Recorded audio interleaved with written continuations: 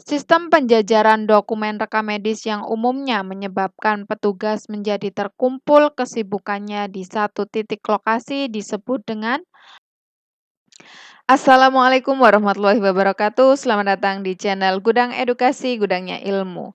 Untuk teman-teman yang baru saja singgah dan tahu channel ini, silakan klik tombol subscribe dan nyalakan tombol loncengnya supaya teman-teman bisa mendapatkan update terbaru tentang soal-soal P3K, khususnya untuk profesi rekam medis dan informasi kesehatan. Nah, bagaimana kabar teman-teman semua? Apakah sudah siap menghadapi tes ujian P3K? Nah, pada pertemuan ini seperti biasanya Mimin kembali lagi untuk memberikan beberapa soal yang bisa digunakan untuk teman-teman belajar. Nah, pada pertemuan ini bedanya Mimin akan memberikan sedikit bocoran ya teman-teman. Bocoran apakah itu? Nah, pada pertemuan ini Mimin akan memberikan beberapa file report yang sudah Mimin dapatkan dari beberapa teman-teman yang sudah melakukan ujian begitu ya teman-teman. Jadi semoga saja ini dapat membantu teman-teman untuk supaya bisa lebih fokus dalam belajar untuk mengerjakan soal-soal pada saat tes nanti. Nah, apa saja file report yang sudah Mimin dapatkan? Kita bahas. Oke, selanjutnya. Nah, untuk beberapa file report yang sudah Mimin dapatkan, informasinya akan ada yang pertama, indikator pelayanan rumah sakit. Ini akan selalu muncul pada beberapa soal atau pertanyaan, tentunya terkait dengan BOR, ALOS, TOI, BTO, NDR, dan GDR. Jadi teman-teman harus mempersiapkan diri, harus menghafalkan rumus-rumus BOR, ALOS, TOI, dan lain sebagainya, serta harus menghafal berapa standar yang diminta oleh Depkes, berapa standar yang diminta oleh Barber Johnson, gitu ya teman-teman. Tapi infonya untuk yang sudah tes kemarin, indikator pelayanan rumah sakit ini sekitaran Depkes, begitu ya teman-teman. Jadi untuk yang Barber Johnson tidak menjadi pertanyaan. Tapi teman-teman tetap harus mempersiapkan diri, siapa tahu akan muncul yang Barber Johnson, begitu ya teman-teman. Nah, untuk contoh soal indikator pelayanan rumah sakit ini sebenarnya sudah pernah kita bahas di pertemuan-pertemuan sebelumnya. Jadi nanti teman-teman bisa review ulang kembali video yang ada di channel ini yang membahas tentang indikator pelayanan rumah sakit. Untuk selanjutnya, FR selanjutnya adalah terkait dengan retensi rekam medis, khususnya untuk kasus jiwa, begitu ya teman-teman. Jadi tidak menutup kemungkinan nantinya soal yang muncul di waktu saat teman-teman tes bukan hanya kasus jiwa, tapi teman-teman juga harus menghafalkan beberapa kasus untuk kasus anak, kasus jantung, itu kan berbeda-beda ya untuk jadwal retensinya. Nanti akan Mimin berikan contoh soal dan akan kita bahas bersama untuk penjadwalan retensi sesuai dengan regulasinya. Untuk yang selanjutnya yaitu terkait dengan reseleksi rule MB seperti yang sudah pernah Mimin bahas di video yang sebelum-sebelumnya, bahwa rule MB dibagi menjadi rule MB 1 sampai dengan 5. Nah, di situ teman-teman juga harus menghafalkan perbedaan dari masing-masing rule MB 1 kapan harus digunakan sampai dengan rule MB 5. Begitu ya, teman-teman. Nanti teman-teman bisa review ulang lagi video yang sudah pernah Mimin berikan. Di situ juga lengkap ada contoh soalnya. Untuk file report selanjutnya yaitu terkait dengan sistem penomoran. Jadi teman-teman juga harus menguasai tentang sistem penomoran. Seperti yang sudah pernah Mimin jelaskan di video-video sebelumnya.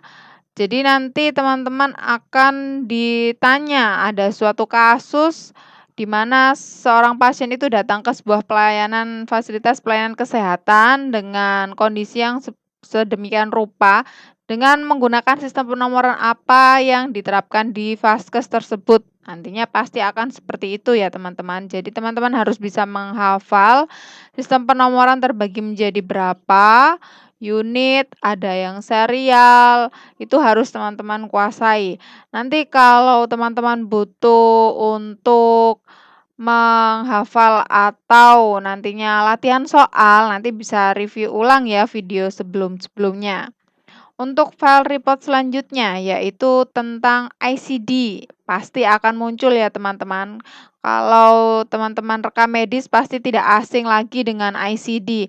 Nah, nanti tetap juga akan muncul kasus-kasus dengan kasus diagnosa ini, kode ICD-nya apa, kode tindakannya apa, itu pasti akan muncul.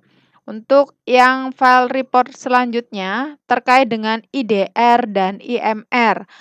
Nah, ini teman-teman harus hati-hati karena yang dimaksud ini bukan incomplete medical record dan delinquent ya, teman-teman.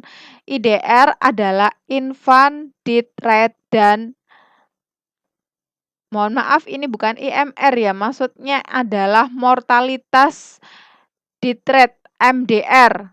Jadi informasi dari teman yang sudah melakukan tes, itu ada kita disuruh menghitung tentang infant dan mortality untuk kasus maternal, mohon maaf maternal. Jadi infant itu untuk yang bayi baru lahir dan kematian pada ibu setelah persalinan, begitu teman-teman. Jadi nanti beberapa soal tetap akan muncul kita harus menghitung, begitu ya teman-teman, harus menghitung, tapi tidak banyak. Informasi dari beberapa teman itu ada sekitar 5 sampai dengan 7 soal yang kita diharuskan untuk menghitung.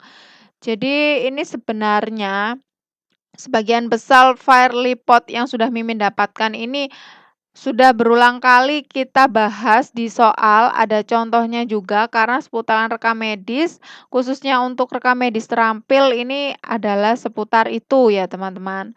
Jadi untuk memantapkan lagi teman-teman untuk menghadapi tes nantinya, ini akan Mimin sajikan lagi beberapa soal yang Mimin sesuaikan dengan file report yang sudah Mimin dapatkan.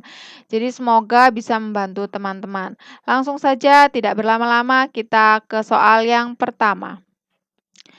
Nah, ini adalah file report terakhir yang Mimin dapatkan. Informasinya juga ada soal yang berkaitan dengan fraud. Jadi teman-teman harus tahu macam-macam dari fraud, mulai dari fragmentasi, kemudian phantom billing, dan lain sebagainya. Nanti teman-teman bisa buka lagi channel ini yang di pembahasan atau soal rekam medis di pertemuan ke-8 atau ke-7 begitu ya teman-teman. Di situ saya ingat pernah Mimin bahas tentang fragmentasi dan lain sebagainya terkait dengan fraud. Jadi nanti di situ teman-teman bisa hafalkan macam-macam fraud yang ada atau mungkin terjadi di fasilitas pelayanan kesehatan. Begitu ya teman-teman. Jadi nanti ini Mimin akan memberikan beberapa soal yang Mimin sesuaikan dengan file report yang sudah Mimin peroleh. Jadi supaya teman-teman bisa lebih terarah dan fokus untuk belajarnya sesuai dengan FR. Jadi tidak berlama-lama, langsung saja kita ke soal yang pertama. Anak R berusia 9 bulan datang bersama ibunya untuk imunisasi campak ke rumah sakit X untuk pertama kalinya. Apakah yang harus dilakukan perekam medis di tempat pendaftaran pasien? A.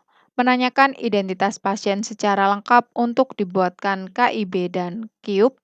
B. Menanyakan keluhan pasien. C. Mempersiapkan formulir rekam medis anak R. D. Mencatat nama pasien pada buku registrasi. E. Mempersilahkan pasien menunggu di ruang tunggu. Mimin berikan waktu 5 detik untuk teman-teman bisa menjawab. Ya, sudah dapat jawabannya? Jawabannya adalah yang A. Kita bahas dulu ya teman-teman. Di sini anak R datang untuk melakukan imunisasi campak. Jadi sudah diketahui tujuan utama pasien datang ke rumah sakit. Di sini ada keterangan untuk pertama kalinya dia berkunjung ke rumah sakit. Jadi kita sebagai seorang petugas di pendaftaran pasien, apa yang harus kita lakukan? Kita lihat pada pilihan jawaban A, menanyakan identitas pasien secara lengkap untuk dibuatkan KIB. KIB harus diingat ya teman-teman, KIB adalah kartu berobat. Jadi ini adalah kartu yang harus dibawa oleh pasien setiap kali pasien berkunjung ke rumah sakit. Isinya adalah identitas berupa nama dan juga nomor rekam medis. Dua itu yang mutlak harus ada pada KIB. Untuk QUB adalah kartu indeks utama pasien. Merupakan database yang berisi tentang data pasien. Pertama kali pasien itu diidentifikasi datanya di pendaftaran pasien, maka akan masuk ke dalam QUB. Jadi ini adalah master data dari identitas pasien, semua pasien yang berkunjung atau mendaftar di rumah sakit. Begitu ya, teman-teman. Jadi ini adalah jawaban yang paling tepat. Nanti apabila ada pertanyaan, QUB harusnya disimpan selama berapa tahun? Jawabannya adalah disimpan selamanya. Begitu ya, teman-teman. Karena ini adalah master data pasien yang ada di rumah sakit. Jadi harus disimpan selamanya. Dan nanti apabila ada pertanyaan, berapa sih ukuran dari standar QUB? Jawabannya adalah 12,5 dikali 7,5 cm. Ini adalah ukuran standar QUB. Kita lihat pilihan jawaban B, menanyakan keluhan pasien. Tidak mungkin karena sudah diketahui pada soal bahwa pasien ingin datang melakukan imunisasi campak. Untuk yang C, mempersiapkan formulir rekam medis anak R. Belum diketahui bahwa pasien ini mempunyai nomor rekam medis ya Pak, teman-teman. Jadi di sini ada keterangannya datang untuk pertama kali, otomatis pasien belum memiliki rekam medis. Untuk yang D, mencatat nama pasien pada buku registrasi. Bisa juga sih, tapi untuk yang A, pilihan jawaban A ini lebih spesifik menggambarkan dia harus mencatat pada QUB dan juga membuatkan kartu berobat. Begitu ya teman-teman. Jadi yang A ini adalah jawaban yang paling tepat. Kalau yang E, mempersilahkan pasien menunggu di ruang tunggu, tidak mungkin karena tetap harus segera kita layani. Kita ke soal yang berikutnya.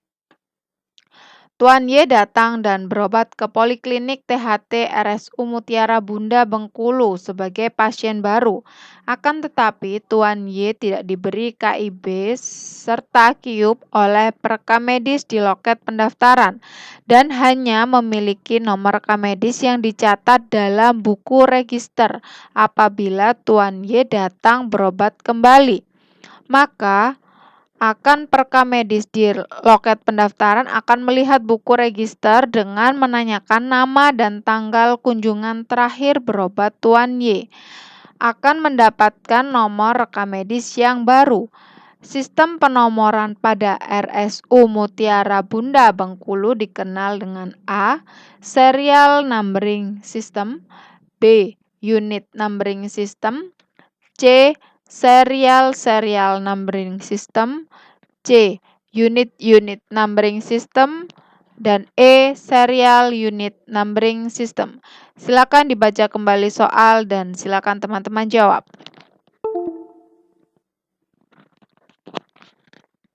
Oke, kita bahas dulu ya teman-teman. Soal ini terkait dengan sistem penomoran sesuai dengan file report yang Mimin sampaikan tadi ya. Tuan Y datang ke poliklinik rumah sakit sebagai pasien baru, tapi Tuan Y tidak diberi kartu berobat dan dicatat di QUB oleh petugas rekam medis. Hanya memiliki nomor rekam medis yang dicatat dalam buku register. Artinya bahwa Tuan Y ini sudah tercatat pada buku register ya teman-teman. Kemudian petugas RM di loket pendaftaran akan melihat buku register dengan menanyakan nama dan tanggal kunjungan terakhir berobat. Artinya setiap pasien yang datang ditanyakan kapan terakhir berkunjung dan dia harus melihat di buku register untuk melihat data pasien tersebut. Dan kemudian pasien itu akan mendapatkan nomor rekam medis yang baru. Jadi, dia awal harus menanyakan tanggal kunjungan terakhir. Kemudian, petugas RM harus melihat di buku register. Nah, setelah ketemu nih, seumpama pasien sudah terdaftar di buku register, maka tetap akan mendapatkan nomor rekam medis yang baru. Nah, ini adalah pasien lama. Pasien lama tapi tetap ada dibuatkan nomor rekam medis baru. Ini adalah ciri dari serial numbering system ya, teman-teman. Jadi setiap pasien yang berkunjung diberikan nomor rekam medis baru. Tapi kita lihat di sini bahwa ada kata kunci bahwa petugas rekam medis tetap harus melihat di buku registrasi. Nah, ini adalah tanda atau ciri bahwa sistem penomoran yang digunakan itu adalah gabungan, begitu ya teman-teman. Di mana yang satu diberikan nomor rekam medis baru, tapi nantinya rekam medis yang sudah diisi oleh dokter tetap akan disatukan dengan nomor rekam medis yang sudah ada sebelumnya, begitu ya teman-teman. Jadi ini perpaduan antara yang ini adalah unit, yang ini adalah seri. Jadi jawaban yang paling tepat adalah yang E, Serial Unit Numbering System. Baik, kita ke soal yang ketiga. Sistem penjajaran dokumen rekam medis yang umumnya menyebabkan petugas menjadi terkumpul kesibukannya di satu titik lokasi disebut dengan A. Straight numerical filing, B. Middle digit filing, C. Terminal digit filing, D. Unit numbering system, dan E. Serial numbering system. 5 detik kami berikan waktu untuk teman-teman bisa menjawab.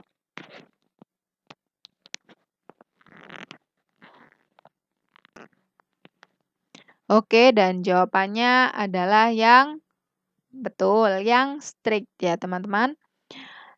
Kata kuncinya di sini adalah petugas menjadi terkumpul kesibukannya di satu titik lokasi. Nah, di sini adalah ciri dari penomoran atau penjajaran straight numerical. Ini sebenarnya bukan numerical ya teman-teman. Straight digit ini seharusnya. Straight digit filing, di mana nomor rekam medisnya itu dijajarkan, rekam medisnya dijajarkan berurutan. Jadi akan terjadi penumpukan kesibukan di satu rak saja, karena contoh yang datang adalah pasien dengan nomor rekam medis yang tidak jauh berbeda dengan kunjungan pasien sebelum-sebelumnya. Maka petugas rekam medis akan menjadi sibuk di satu sisi rak itu saja. Nah, nanti apabila ada kategori atau kata kunci begitu. Kata kunci terbagi dalam 100 seksi rak gitu ya, teman-teman. Itu maka ciri dari terminal digit filing. Jadi rata begitu ya, teman-teman, aktivitas dari petugas filingnya. Kita ke soal yang berikutnya. Retensi rekam medis untuk pasien jiwa pada berkas rawat jalan adalah A. 2 tahun, B. 4 tahun, C. 5 tahun, D. 7 tahun, dan E. 10 tahun. Silakan teman-teman jawab 5 detik dari sekarang. Oke, kita bahas dulu ya teman-teman. Nah, sesuai dengan peraturan Dirjen Yanmed pada tahun 1995, di sini sudah diberikan jadwal untuk retensi rekam medis sesuai dengan kelompok kasus. Nah, untuk yang ada pada soal, ini sesuai dengan FR teman-teman yang sudah melakukan tes. Kebetulan yang ditanya adalah untuk kasus jiwa. Nah, untuk kasus jiwa sendiri, kita lihat di sini retensi. Artinya retensi ini kan pemindahan dari aktif ke inaktif begitu ya, teman-teman. Untuk yang rawat jalan aktif untuk pasien jiwa disimpan selama 10 tahun. 10 tahun, melebihi dari 10 tahun pasien tidak berkunjung lagi, maka harus disimpan sebagai rekam medis inaktif selama 5 tahun, baru bisa dimusnahkan. Begitu ya teman-teman. Jadi jawaban yang tepat adalah yang E. Nah, untuk jadwal ini teman-teman harus menghafalkan, siapa tahu nantinya yang ditanya adalah untuk kasus yang selain jiwa. Jadi kita jaga-jaga begitu ya teman-teman, harus kita hafalkan untuk jadwal dari retensi sesuai dengan aturan Dirjen Yanmed. Kita ke soal yang berikutnya. Dokumen rekam medis yang diperiksa oleh bagian assembling dan tidak lengkap, tetapi masih ada waktu untuk melengkapi disebut dengan A. Misfile, B. Lembar abadi, C. IMR, D. DMR, dan E. BMR. Silakan teman-teman jawab pertanyaan ini.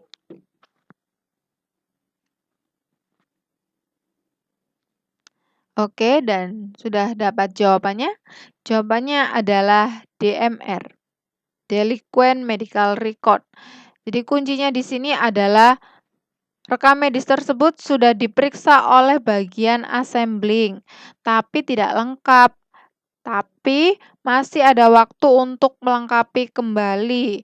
Jadi sudah kembali, berkas itu sudah dari unit atau unit layanan, kemudian masuk ke dalam unit RM, dalam artian ini unit assembling yang mengerjakan assembling. Diperoleh berkas itu apabila lengkap, maka dia akan dilakukan filing, begitu ya teman-teman, atau masih harus diolah untuk coding, juga bisa indexing, begitu ya teman-teman. Nah, untuk rekam medis yang tidak lengkap, masih bisa untuk dikembalikan ke unit layanan untuk dilengkapi kembali. Nah, ini adalah berkas rekam medis yang disebut dengan incomplete medical record.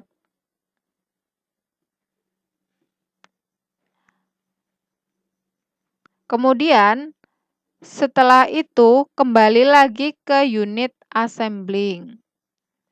Nah, di situ dicek lagi apakah sudah lengkap atau tidak. Nah, apabila tidak lengkap, maka bisa dikembalikan ulang lagi ke unit. Nah, ini dinamakan dengan delinquent medical record atau rekam medis tidak lengkap yang membandel, begitu ya teman-teman. Jadi ini yang harus kita pahami bersama apa perbedaan dari IMR dan juga DMR.